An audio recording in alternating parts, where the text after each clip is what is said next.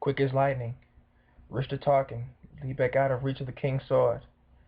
He was no coward, and would have fought single-handed against Tyrion and the dwarf, but he could not take on the unicorn and eagle as well.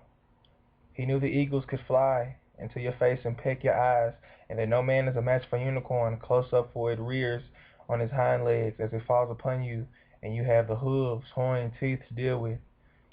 So he rushed in the crowd and stood shouting,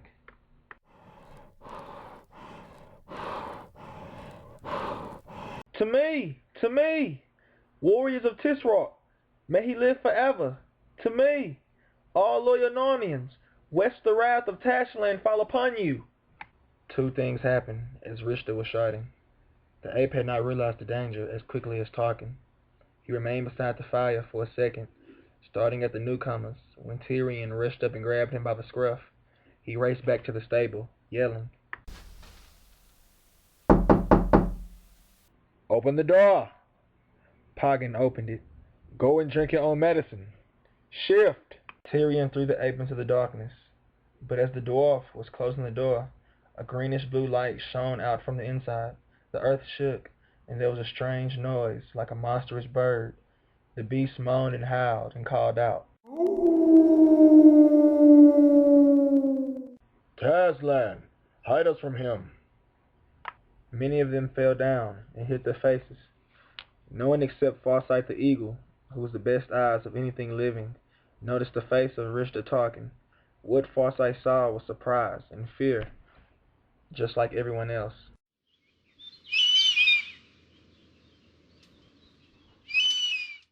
"There goes one," thought Farsight, "who had called on the gods he does not believe in. How will it be with him if they have really come?" Then a third thing happened. That was the only beautiful thing that night. Every single talking dog in the meeting came bounding and barking joyously to the king's side. They were just as doggy as they could be, jumping onto the soldiers of the humans and knocking some down. They licked their faces and talked all at once.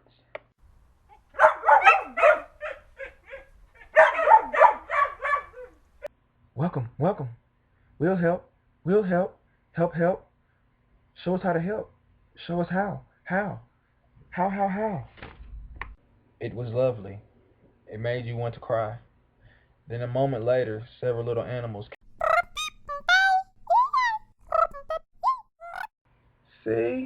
See, we're here." After the little animals came, the bear and boar and Eustace began to feel that everything might be all right. But Tyrion saw how very few of the animals had moved, and he called out, "To me! To me! Have you all turned into cowards since I was last your king?"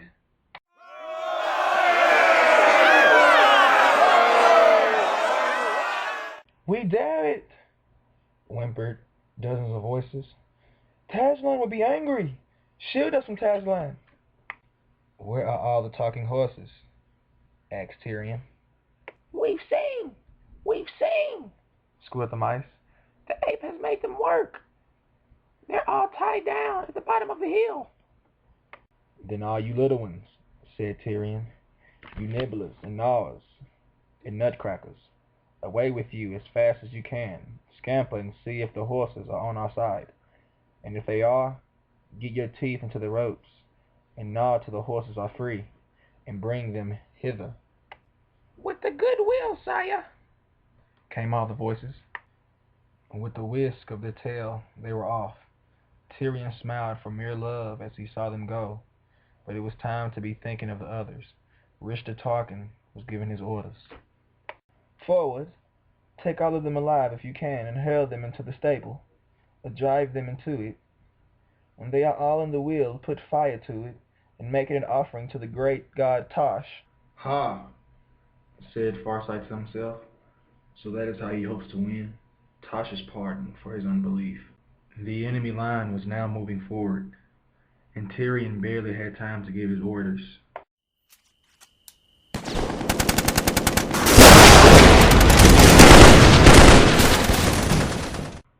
Out on the left, Jill, and try to shoot all you may before they reach us. Boy and Bear next to her. Poggin on my left, Eustace on my right. Hold the right wing, Jewel. Stand by him puzzle, and use your hooves. Hover and strike Farsight. You dogs, just behind us, going among them after the swordplay has begun. Aslan to our aid. Eustace stood with his heart beating terribly, hoping he would be brave. He had never seen anything that made his blood turn so cold as the line of dark-faced, bright-eyed men. He heard arrows on his left, and the men began to fall, and again more arrows and more men falling. "Oh, well done, daughter," came Tyrion's voice. Then the enemy was upon them. Eustace could never remember the next 2 minutes. It was like a dream until he heard Rishida's voice calling out from the distance. "Retire! Back hither and reform!" Then Eustace came to his senses and saw their columns scampering back, but not all of them. 2 lay dead, piercing by Jewel's horn, 1 by Tyrion's sword. The fox lay dead at his own feet, and he wondered if he killed it. But our side had its losses too. 3 dogs were killed. The bear lay on the ground, moving feebly. The bear mumbled in its throaty voice,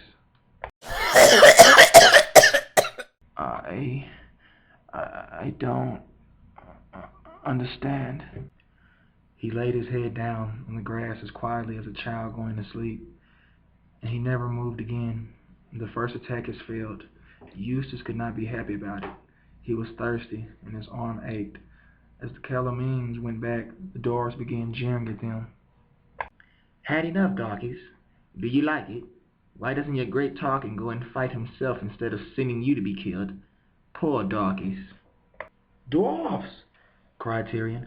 "Come here and use your swords, not your tongues. There is still time, dwarfs of Narnia. You can't fight well, I know. Come back to your allegiance." "Yah!" sneered the dwarfs. "Not likely. You're just as big humbugs as the other lot. We don't want any kings. The dwarfs are for the dwarfs. Boo!" Then the big Calamine drums started to sound. Tyrion knew what it meant. There were other Calamine troops near, and Rishta Tarkin was calling them to his aid. Tyrion and Jewel looked at one another sadly. They had just begun to hope that they would win, but it would be all over with if new enemies arrived. Tyrion gazed despairingly around. Several Narnians standing with the Calamines, whether through treachery or fear of Tashlin. Others were sitting still, not likely to join the sides, and some had fled during the fighting. The drum sounded. "Listen," said Jewel. "Look," said Farsight. It was the talking horses of Narnia. The gnawers and nibblers had done their work. Suddenly, before any cheers could be heard, the air was full of hissing arrows. It was the dwarfs. They were shooting the horses. Dwarfs are deadly archers. No one of the noble beasts reached the king.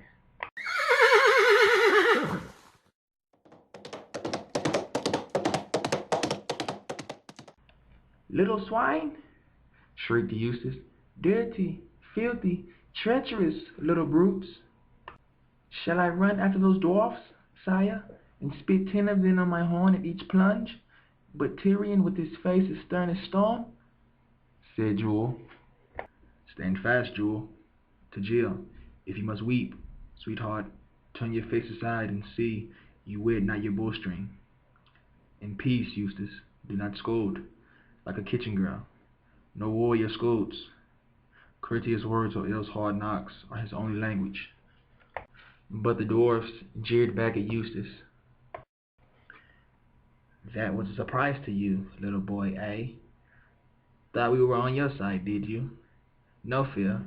We don't want any talking horses. We don't want you to win any more than the other gang. You can't take us in. The dwarfs are for the dwarfs." Rishda Tarkin was still talking to his men, doubtless making arrangements for the next attack. The drum boomed on. Then, to the horror of Tyrion and his friends, there came from a far distance an answering drum. Another body of Calamines had heard Rishda's signal and were coming to support him. You would not know it from his face, but Tyrion had given up all hope. "Listen," he whispered, "we must attack now, before yonder miscreant is strengthened by their friends." "Bethink you, sire," said Poggin, "that here we have the good wooden wall of the stable at our backs. If we advance, shall we not be encircled and get sword points between our shoulders?" "I would say as you do, dwarf," said Tyrion. "Were it not their very plan to force us into the stable, the further we are from his daily door, the better." "The king is right," said Farsight. "Away from his accursed stable, and whatever goblin lives inside it, at all costs." "Yes, do let's," said Eustace. "I'm coming to hate the very sight of it." "Good," said Tyrion. "Now look yonder to our left. You see a great rock that gleams white like marble in the firelight. First we will fall upon those Charlemagnes. You, maiden, shall move on your left and shoot as fast as ever you may into their ranks, and you, eagle, fly at their face from the right. Meanwhile we others will be charging them. When we are so close, Jill, that you can no longer shoot at them for fear of striking us, go back to the White Rock and wait. You others, keep your ears wide even in the fighting. We must put them to the flight in a few minutes, or else not at all, for we are fewer than they. As soon as I call back, then rush to join Jill at the White Rock, where we shall have protection behind us and can breathe a while. Now, be off, Jill!" Feeling terribly alone, Jill ran out about 20 feet and set an arrow to be her string. She wished her hands were not shaking so. "That's a rotten shot," she said as her first arrow flew over the enemy's heads. But as she had another arrow ready the next moment, she knew that speed was what mattered. She saw Farsight darting into the face of the Calamians.